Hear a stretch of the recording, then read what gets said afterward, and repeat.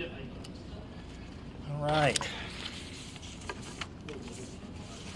I'm usually good about being here right at 10 o'clock, but finishing up a meeting with our legal counsel on Baptist, so was able to have a good conversation with them, and we'll nothing really to report yet, but they'll make sure that they'll start our line of communication with Baptist's legal counsel and continue to move the ball forward in terms of the donation agreement. So I'll get through a few quick things. First, I was able to do smoke alarm Saturdays. Our first one with the Pensacola Fire Department was great. We were over in the Creighton Heights neighborhood. We put in, on the spot, we put in 32 smoke alarms, and we had another 40 scheduled. So we only had 82 allotted, so we got pretty close to giving out every one of them. And it's a big thank you to our fire department. Councilman Bear, Councilwoman Patton were there as well. And a lot of our firefighters, was about a group of 25 of us. And, when you walk in there, and I was able to go in several houses, and these are houses with children in them that have no smoke alarms. And as we know, the majority of fire-related deaths, one of those leading causes is homes that just either have an inoperable smoke alarm or don't have any at all. So you can imagine, again, someone with a 9-year-old, you think about, multiple children in a house, elderly parents and grandparents in a house that have no smoke alarm. It's pretty jarring when you think about, and that we have many of those houses in our city. So definitely time well spent, and just thankful to again, our fire department. The Red Cross is helping us pay for those smoke alarms, and I know the one on the 21st, I think we've got about 300 that we're going to be trying to put out there. So that'll be the next time that we can do that. And another reminder, every time I talk about this, you can call 311. We'll come put a smoke alarm in. You don't have to wait for a neighborhood smoke alarm Saturday. Anywhere in the city, you can call 311 and say, I think mine's more than 10 years old, or that we don't have one, and we'll get one out there and put it in for you free of charge. So you don't have to hope that we're coming on your by your street. You can just give us a shout, and we'll be happy to do that. And so we'll have one on the 21st, and we'll actually have more of these events moving forward. So it won't just be those two, but we don't have those scheduled yet.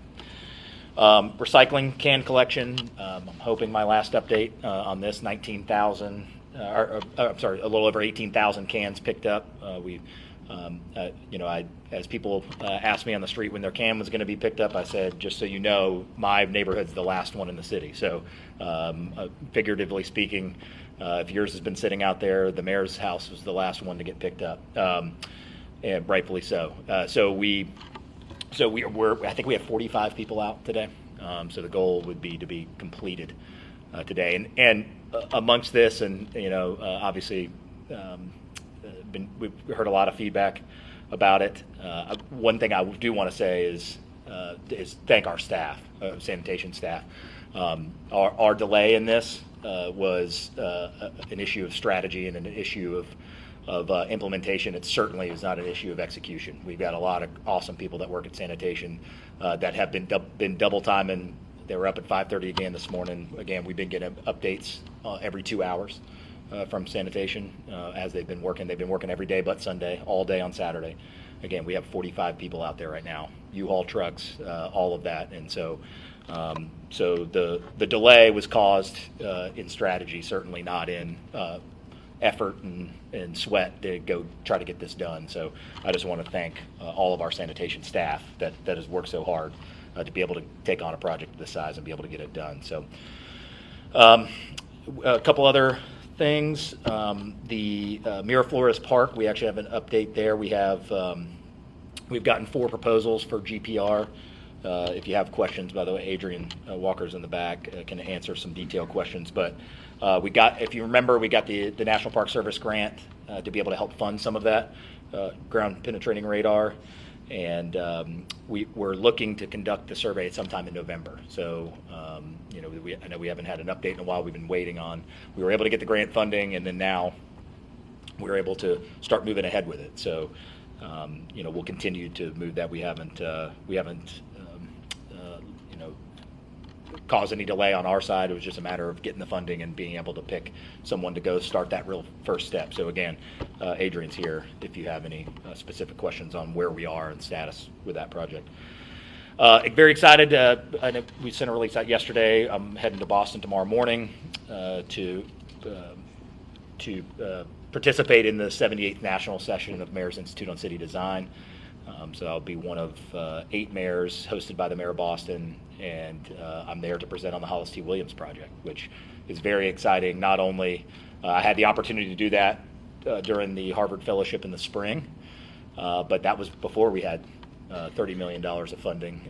It's that much more exciting to present to 8 mayors and 8 design experts from world-renowned design experts. And as I say, probably from a talent and experience perspective, not only mayors but designers, might be the greatest collection of people that understand what a transformational stormwater park that will have ever seen this project. And so that's what's exciting to me, is to hear their feedback. And we got a lot of great feedback last time during the spring. And actually, it's one of the slides that I'll be presenting to these mayors and designers is the feedback we had received during the Harvard Fellowship. But I'm able to come back and do this, and this is their 78th national session. That's something I believe they do either once a year.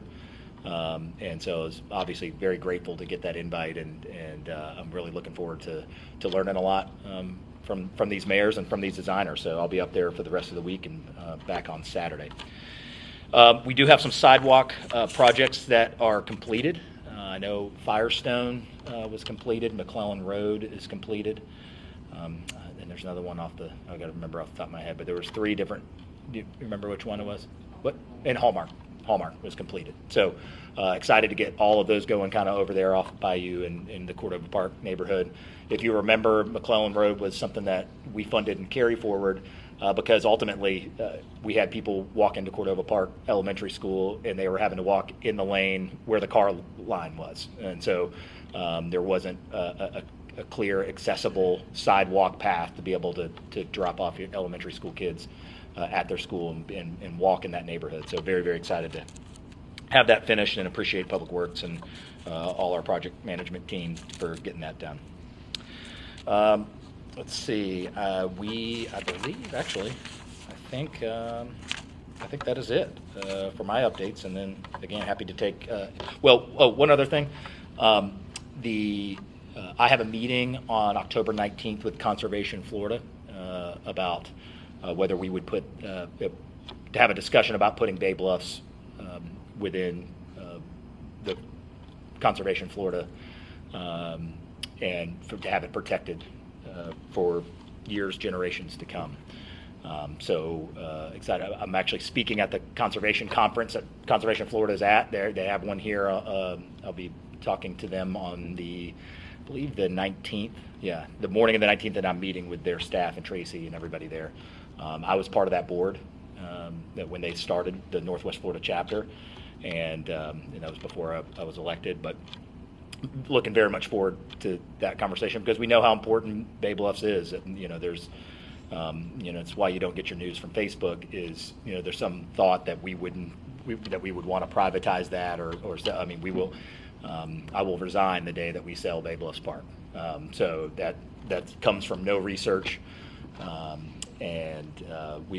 want to protect it. We think that kind of conservation will help us get grant funding, and we can start to look at what great future options are. Do we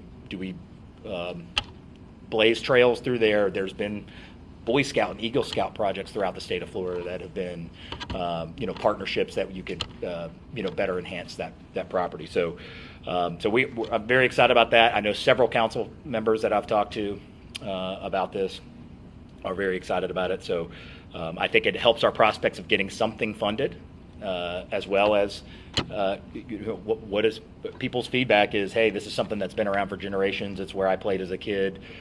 And I say, me too. That's the same thing. And certainly our intent is to keep it, no matter what form, whether it's got boardwalks or it's trails or whatever the case may be, that this continues to stay part of the inventory of the city, and that this is a natural resource and something that stays with our children and our grandchildren for years to come. So, so more to come on that. I'll have that meeting on the 19th, and we'll see what we can get arranged. So that is my last update, and happy to take any questions you have. Let's start by talking pickleball. Saw a release from your PIO here that you're converting some tennis courts to pickleball courts over on the west side. Can you talk a little bit about that? Yeah, there's been some conversations about that well before even I started. That we looked at under the interstate, taking a couple of those. There's been some different areas that have had that conversation. I know that conversation's also come up with the older courts that aren't being replaced at Roger Scott. Is that something that happens in the future? Look, I'm excited about the project at the port in terms of having those built at scale. I don't think that there's any intent of the city to go build a facility at this point. I think that's why we were able to get a good private partner that's going to be able to take on that significant cost. But if we can, the reason we support that project is certainly it's the fastest growing sport in America, and especially with the older generations in our society, it's even further the delta of how fast it's growing.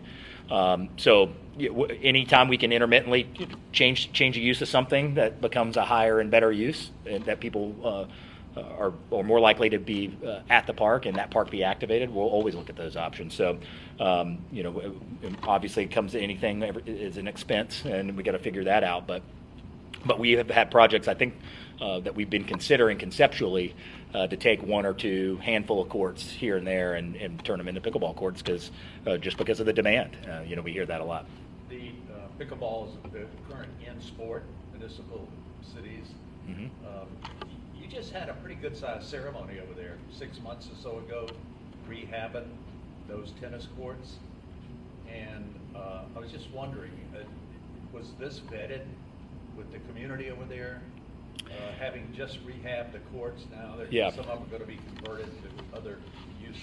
I'll have to follow up in terms of, again, that's a process that started before so I'd hate to say we have or haven't done anything, because I'll have to get with our Parks and Rec department to find out what conversations that we've had about different uses of parks. I don't mean to be evasive. I don't want to speak out of turn on what kind of community feedback we had prior to my administration. So, but certainly at the end of the day, we always want to put in things in parks and neighboring parks that are going to be used. If we didn't think that was the case, we probably wouldn't do it. But I'll have to ask, and I can follow up with you on what that process and procedure has been.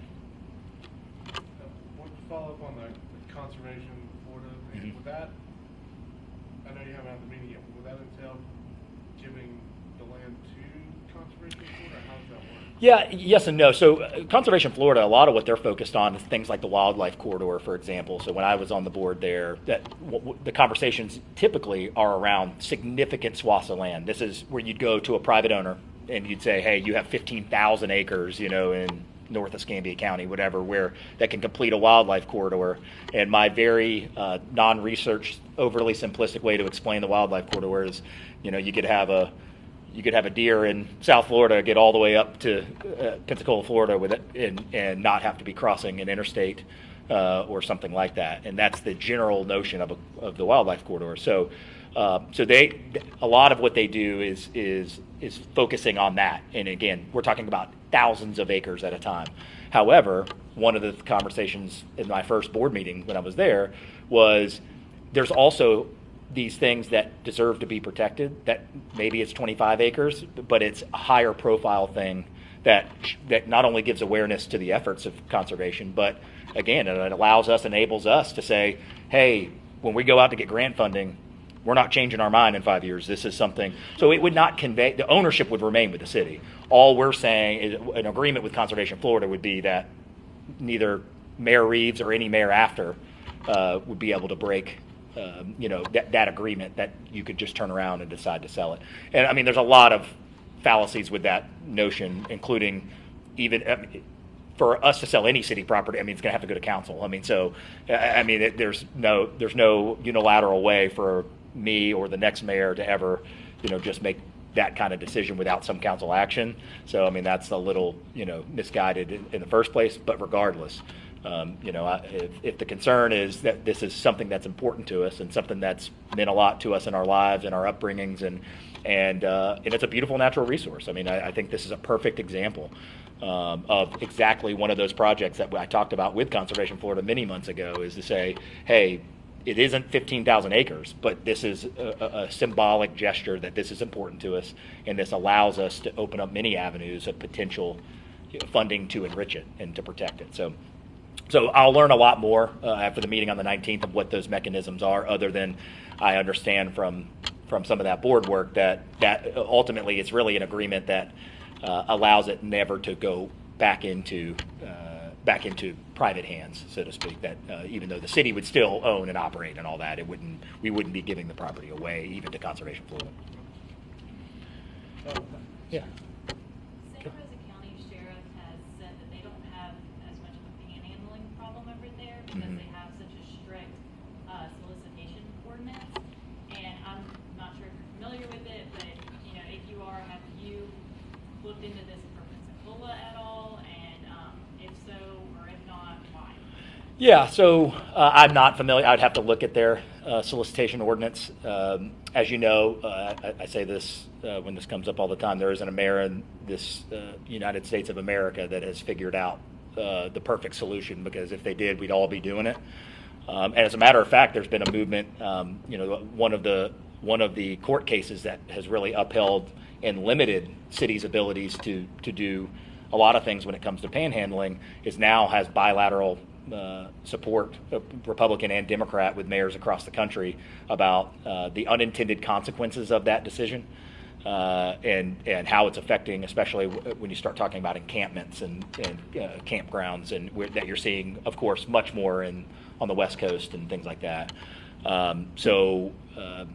If there was a clear solution, obviously, again, everybody would be entertaining it. I couldn't speak to what Santa Rosa is doing, but we are making our certainly inroads and efforts to try to help the people that need help. And we're having our two officers at PPD, our mental health, our co-responder model resource officers that start. I believe it'll be the end of the month, actually. So we have two of them starting full time. And again, their job is, if there are people out there in need that want help, then certainly their job is going to be to provide that. And if you're just downtown to commit crimes of quality of life on people who live here, then we're going to act accordingly as well. So, everyone has some rights, and I think downtown business owners have rights. I think our public that are enjoying downtown have rights as well, and that they have rights of their quality of life. So we're trying to be proactive in addressing any of our panhandling issues, and sometimes panhandling gets mixed in with homelessness. And what I think I'd tell you is the vast majority of advocates of reducing homelessness and providing resources to the homeless will tell you that panhandling is an issue. So it's really making sure that we clearly delineate the difference between someone in need and someone who is on a corner in downtown, say, that's just trying to get money, and then and that they're not really looking for help. So I think we all see that as an issue, and hopefully our proactivity in that space that will help us make a better delineation between those two things will lead for positive outcomes, both for the homeless population as well as the city and the residents that live here.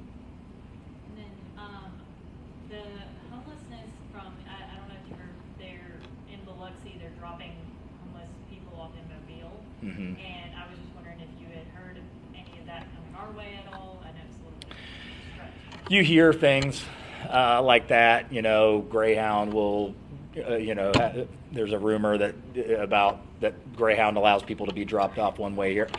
I don't know how much truth there is to that. I know it's not legal to just buy someone a bus ticket to nowhere. I do know during when we had the homeless encampment in the previous administration, that there were bus tickets being purchased, but the goal of that was to find the next closest resource, family. Like there was thought that went into, hey, we're going to get you a bus ticket to Virginia because that's where your sister lives, where your brother-in-law lives. Done that way, where what is the best chance for that person's success to be able to get on their feet, and sometimes you've gotten far away from those resources and you try to bring them to the best resources that they can. So I don't know.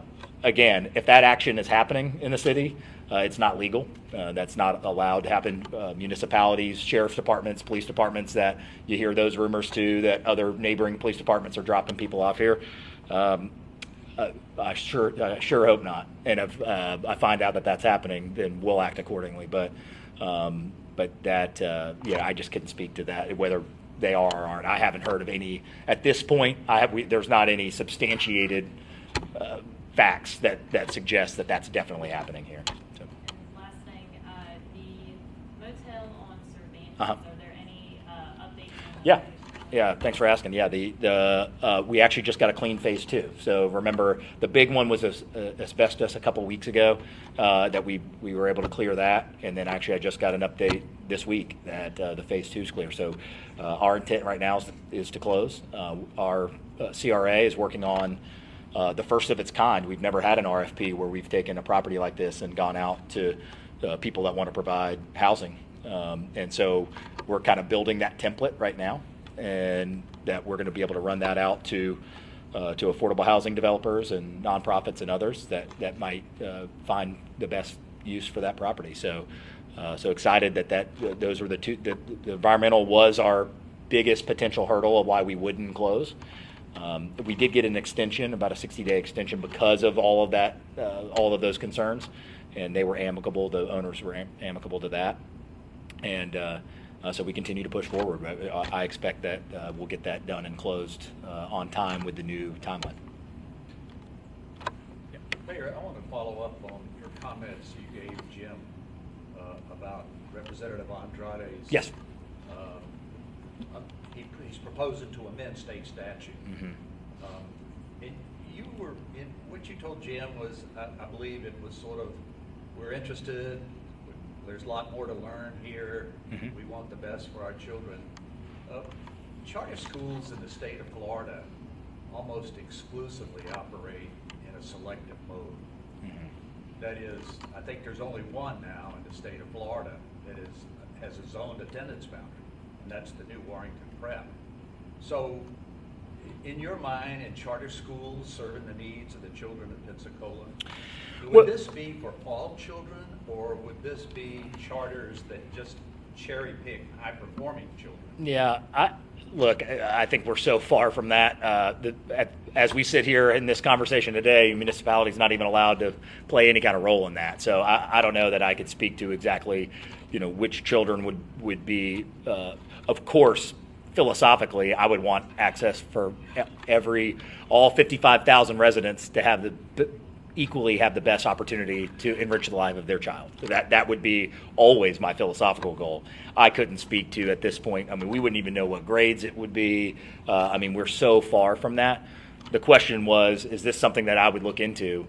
And the answer is absolutely. I mean, we've got, by the way, amazing teachers and administrators in our school district that work so hard to provide for our community, but the facts are the facts. We've been in the 50s out of 67 counties for really going on generations, and I think anytime, I don't care if it's a city operation or a city function or a school district function, anytime that we've lacked to have consistent success, we should be looking at everything. I mean, and then so that's how I enter it, very open-minded, not in any way adversarial to the efforts of the school district and all those hardworking teachers and saying that they aren't doing a good job. That's not what I'm saying at all. I think, but when you've been in the 50s out of 67 counties for as long as I can remember, we should. I feel like it's the duty of this job, of this city, for the parents and the kids here.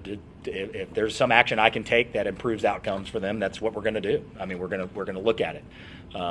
a lot of conversation about whether a master development at Baptist someday down the road was built around a school. That's an example.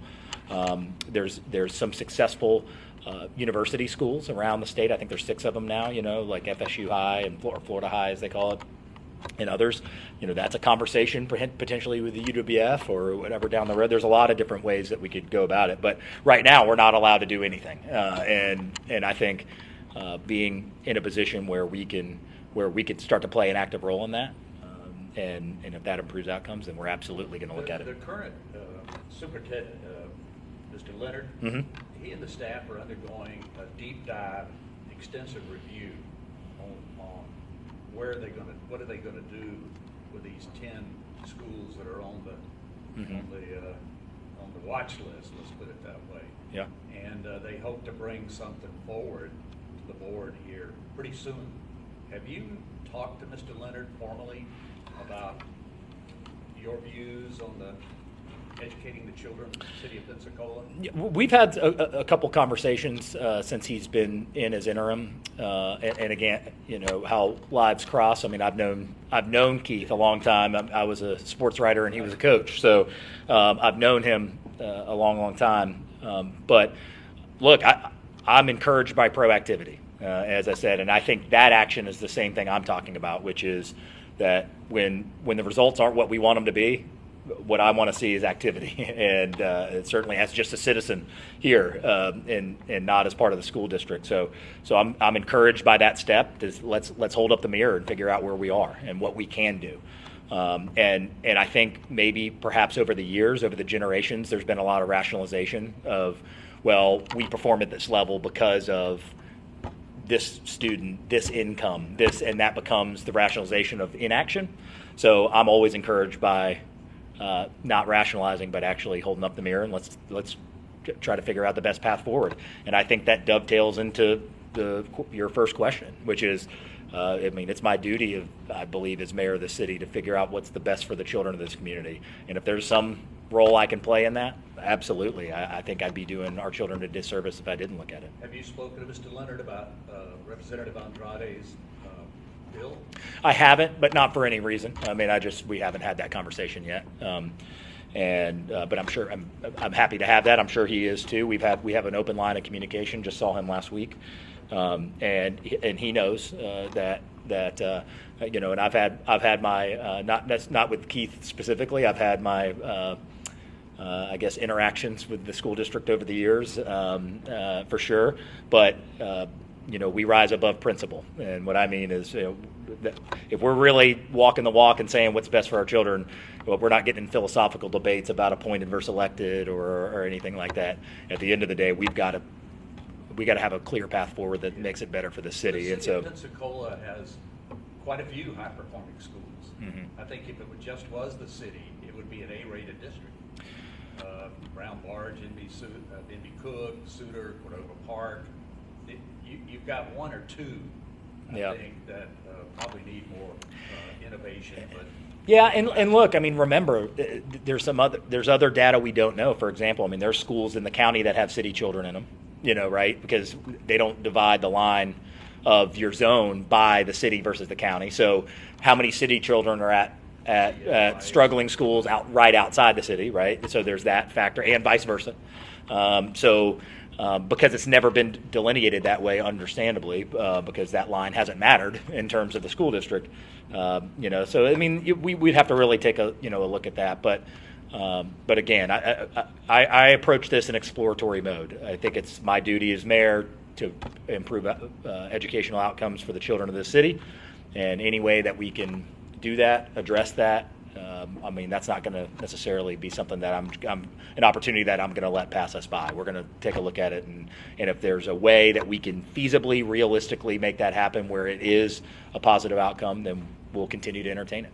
Moffett Nichols on the port study, the reimagining the port, there was a discussion of a charter high school mm-hmm. at the port. Have you heard anything more about that? I haven't. We're even starting to work on some of the fundamental conversations of the Moffett Nichols about the north side of the port, and how that's our economic development office is looking at that, where we still have the cargo side the south side of the port. So we've got some more pins to knock down on the Moffitt-Nichols study right now before we get to any kind of school or charter school there. But I would think, I mean, this is just me speculating. If we were to get into that, I think the campus, the Baptist Hospital campus, and what the master development there, that playing a role in housing and all of those other things. When you talk about 50 acres potentially, I think that probably seems like, if we were going to speculate on locations, that seems to be something that and has precedent. If you look at Bayou District Foundation in New Orleans, the project down in Orlando, there's some precedent for school anchors that support developments, master developments of affordable housing and things like this. So that seems to be probably a little lower hanging fruit, I would say, than the port would be at this point. You mentioned Economic Development Office. Mm-hmm. Assess how they and Florida West are working together. Yeah, I think it's great so far. I think when I got in this office, when you see it, you start your own economic development office. What I always said was, I've got entrepreneur blood in me, which means I like to control my own destiny in a lot of things. That's not to say Florida West doesn't do a good job or that we aren't partners, but sometimes symbolically that's looked upon as like we were taking our ball and going home. And it's really the opposite. I think the needs of the square miles of this city have separate priorities and needs in economic development than the rest of the entire county. And the example I give all the time is we don't have a Bluffs industrial park size parcel in the city of Pensacola. Doesn't mean we won't support it. And I've told new leadership there, I've told PEDC, they said, you tell me what time I need to be at the airport. I'll get on a plane and help sell the Bluffs. I don't care if it's in the city limits or not. If the mayor is the symbolic leader, even if it's not within his city limits, I'm happy to go help and support those things, and they are fully aware of that. And I've had meetings with folks looking at county property that I've been a part of that they've included me in from a regional perspective because we want those jobs here. We want that activity here. So I see Florida West and our office and Erica and our office as a great partnership.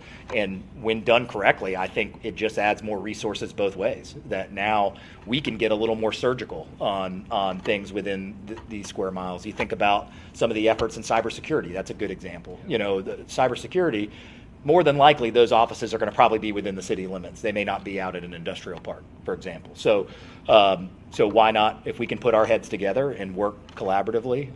And I think that Florida West has taken those steps, and I feel very optimistic and confident about not only the direction of Florida West and our office, but how they are going to work together to continue to achieve our goals. I mean, we're another example. We've talked about the north side of the port. We have an industrial park in our city that's been empty. I think with the presence of American Magic and some of the other calls that we're getting because of that, well, if it doesn't fit on the port, then you've got something just a few blocks away that there's an asset that isn't something that the city has any control over at this point. But why wouldn't we be going out and trying to help sell that, to bring more jobs and to help Florida West, PEDC, and others. So I think if we do this correctly and we're not, no one's taking their ball and going home. We're working together for great positive economic outcomes, and so I feel very bullish on that. I feel like we've got a good understanding of that, and that we're in great communication at this point, and I certainly expect that to continue. Has the office exceeded your expectations so far? Yeah, absolutely. I think. I think since Erica got in February. If I've rattled off everything that we've worked on, I'll forget. Amtrak is still moving. That was the very first thing that we handed off, and it was a welcome sight for me because I was mayor and economic developer at that point, and to have the additional resources of this new office that didn't exist was great. American Magic got across the finish line in the time that it did because we had this office, and our office in collaboration with the port staff, all of that. I don't think either office could have done it at the same pace and gotten it completely across the finish line alone, and so to have that was really helped compound our efforts. And Baptist Hospital is another thing that economic development myself were just in a meeting before this press conference about the future there, and so it allows us to certainly move faster and to have a lot of great technical expertise, that helps us move these economic development projects along. So we're very excited about all of this, how we're refacing economic development in the city in terms of how it looks. We're working, our economic development office is working with our police department about recruitment and retention of police officers, because I believe that is an economic development issue as much as it is a police public safety issue, and that we're playing an active role in that. So we have many things coming through this office, and it's been, having our grants office and our economic development office has been a game changer for us. And I think you've seen how many things we've been able to get moving or get done, and that's in large part to those two offices existing. Mayor, one of the industrial parks you've got in the city that you didn't mention was the tech campus. Yeah. Has your economic development sort of new energy and momentum here had any thoughts or discussions about helping PEDC with the tech campus? Yeah, and that was what I was referring to before. I was saying that we have a limited, finite amount of property at the port, and in our economic development office, as we should, is leveraging this big win that we've gotten with American Magic and all the technology and the boat building and all the things that are going to happen there. We've seen an increase in phone calls, inquiries, things like that, because when you get a big win like that different industries that might have some interest in that, and I think that's a perfect example to Thomas's question, is saying, well, because we were able to capture this win at the port, why wouldn't we help leverage the tech park that is a Florida West PEDC project? And I think that's an example of the collaboration, is to say, not just say that's not our park, that isn't the city's economic development office's park. It is. All of these efforts are all of our efforts. So, as I said, we walk the walk in being collaborative with Florida West, with Florida's Great Northwest, with Santa Rosa County. I mean, whoever calls upon us that we can be helpful for this region, that is our mentality, is we are here to bring additional resources because it's a priority for us, and to continue to be helpful not only for the city of Pensacola, but for the region. Just to be clear, Mayor, when you mentioned that there was development property available just a few blocks from the port, you were talking about the tech campus? Correct. Okay. Yeah, exactly. So what we're saying is there might be someone that calls and says, hey, we'd love to be close to American Magic, as an example. Well, that's not too far away. It might be that if you needed a larger building or something like that. And so I just use that as an example of again, if we were territorial about it, we'd say, well, don't call us about that. That's not our park. That's not how we're treating this. We're saying, again, tell me where to be. Tell me what plane I need to be on to bring jobs to this region, and we are going to always be open-minded and supportive of that. We'll continue to do that. Mayor, this week the City Council is voting on an agreement with the Historic Trust for Yes. Zaragoza Street and upgrading that down there on the 200 block. I guess one of the things that it says that there may be some elimination of on-street parking. Mm-hmm. Can you explain what that is? Yeah, so that was a grant. That was some legislative ask by UWF. So we're really, this is not a financial. There's no financial expense to the city on this. This is us taking over the project management because it is in a city street. So these are grant funds that the Historic Trust have received to really slow down traffic. As you know, we have so many festivals that actually extend all the way to Tarragona on Zaragoza Street that you guys have all walked down there and been there, where it's not just at Seville Square. So the hope here is that this becomes a little bit more of a pedestrian entrance that's a little bit safer. And as a matter of fact, if there is any expense or something that I've asked UWF about within their budget, is to put more permanent bollards up, there at Zaragoza and Tarragona. Where right now, I think we put some, there's some road closed. There's more of a temporary signage kind of look that can be a little confusing. So to put a little extra infrastructure in place to really make that the entrance to the historic district. And look, I'm sure the trust, you look at the other improvements they've made over the years, the park right there across the street, that's supposed to be the front door. And so I think that's the continuation of their project. We certainly support it. I believe we're talking about up to 10 spaces, I think, in total. It's not a significant number.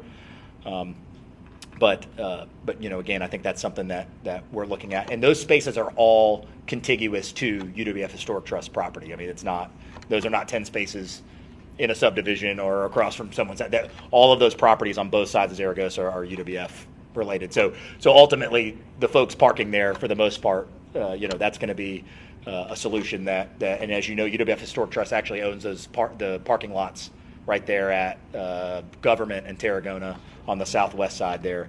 So they do still have some parking amenity available, and whatever they decide to do with that moving forward, charging or not or whatever, that's up to them. But considering the fact that they were the greatest user of those 10 spaces, and that this wasn't taking away from neighborhoods or houses that were close by, I'm sure that the cost of the benefit certainly outweighs the cost of making this safer, more pedestrian friendly, and continuing to make that effort of having an identity and a front door to this great historic area that we have.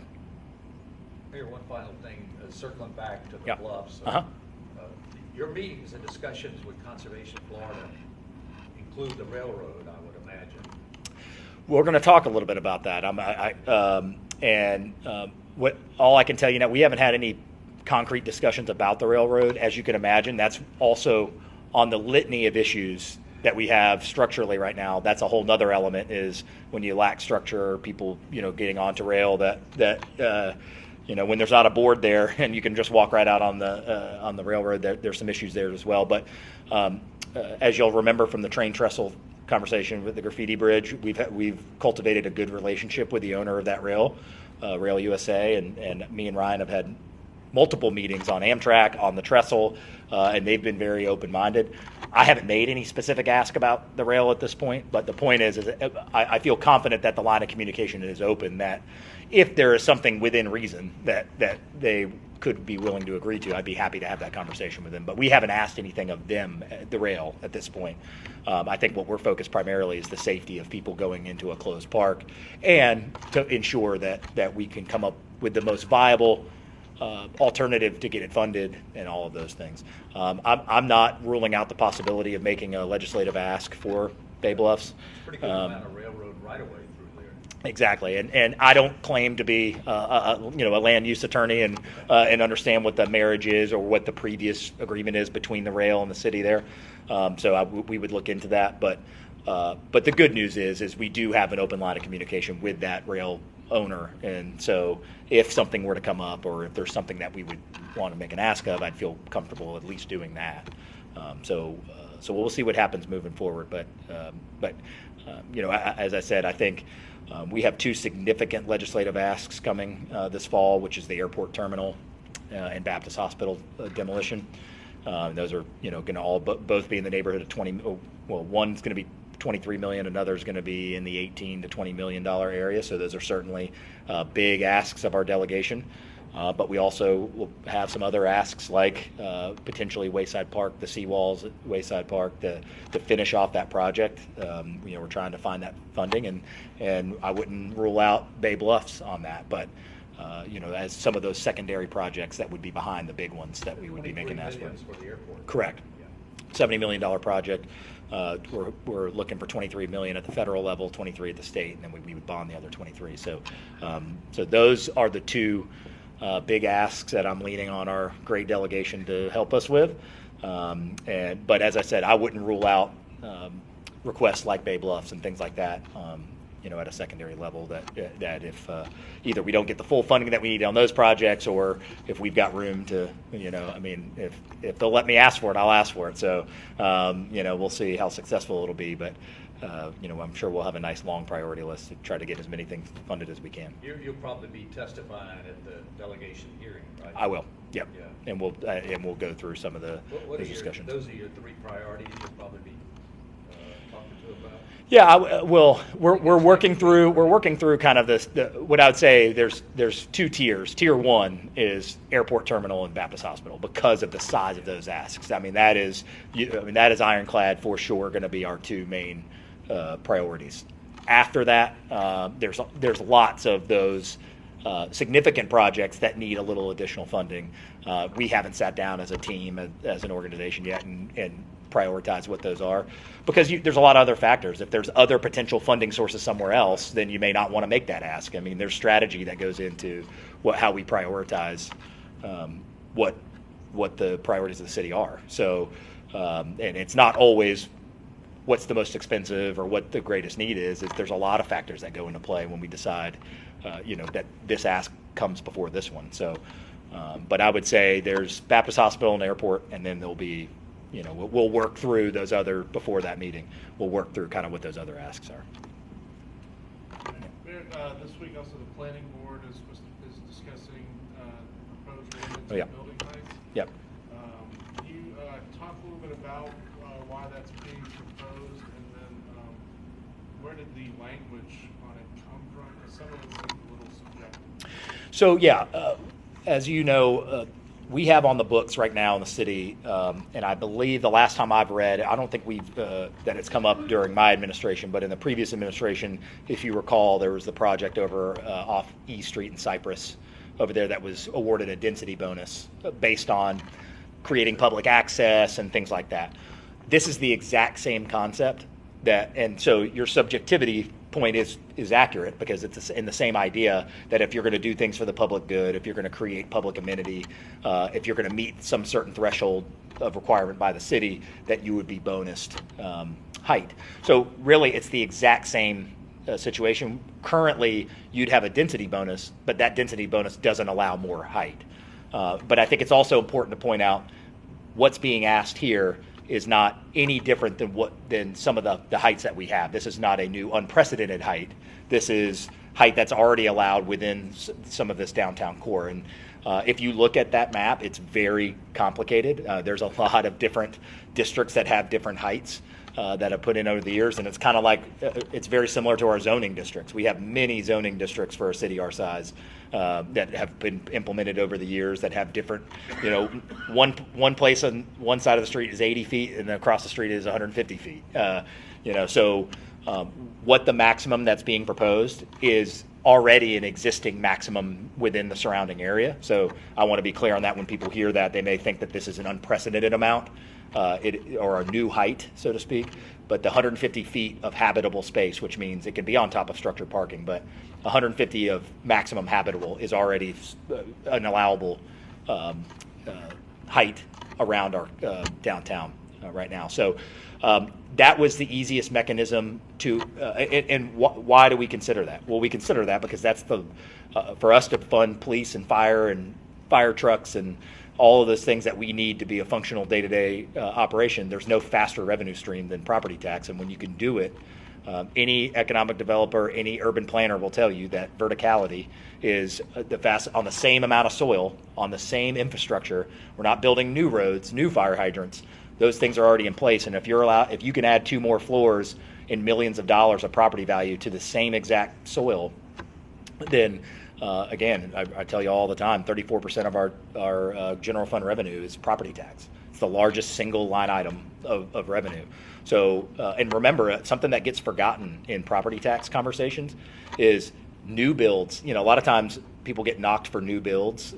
Understand, when you build new, you're paying as close to the market rate of real estate taxes. If I live in my house for 10 years, or you live in your house for 10 years, and with the cap, which makes sense, 3% every year, it's really the people coming in and building new construction that are paying the lion's share of those property taxes, and paying really the fair amount, right? Because it's new, it didn't exist before. You haven't been grandfathered in any way into what your property tax bill is every year, and so new development is a good thing, and it helps support everything that we do, everything, and public safety number one. So if we have opportunities to take our largest single revenue stream, encourage new development, which means new jobs, which means more housing, all of those things, and we're able to up the revenue to pay for public safety and all of that, and do it on the exact same soil with the infrastructure that already exists, urban infill is great. And so that's why we've been proactive about that. If there's opportunities for us to incentivize greater development, more and more property tax for our city, for our CRA, I think that's a great thing, and it's a win-win. So Obviously, we would look at those projects one by one. That doesn't mean every project's going to be 150 feet. There's going to be considerations depending on what it is. And that subjectivity allows us that. I mean, it allows us to say, hey, well, if you're building this kind of building, or if you're building affordable housing, well, we might be more motivated to do it than if it was affordable housing, just as an example. If it's market rate housing and it's going to be, we're going to look at it and say, well, adding a couple more floors would be this amount of property tax to the city every year. I mean, that's the math that on behalf of the taxpayer we should be doing and making sure that it's valuable to us. So I certainly support it, and I think that it's a good step in the right direction for smart growth for our city, and our ability to help raise funds to be able to keep everybody safe here. I think this is a good way to do it. So certainly support it, and we'll be interested to hear the feedback from planning board and council as it moves forward. Anything else? All right. Thanks, guys.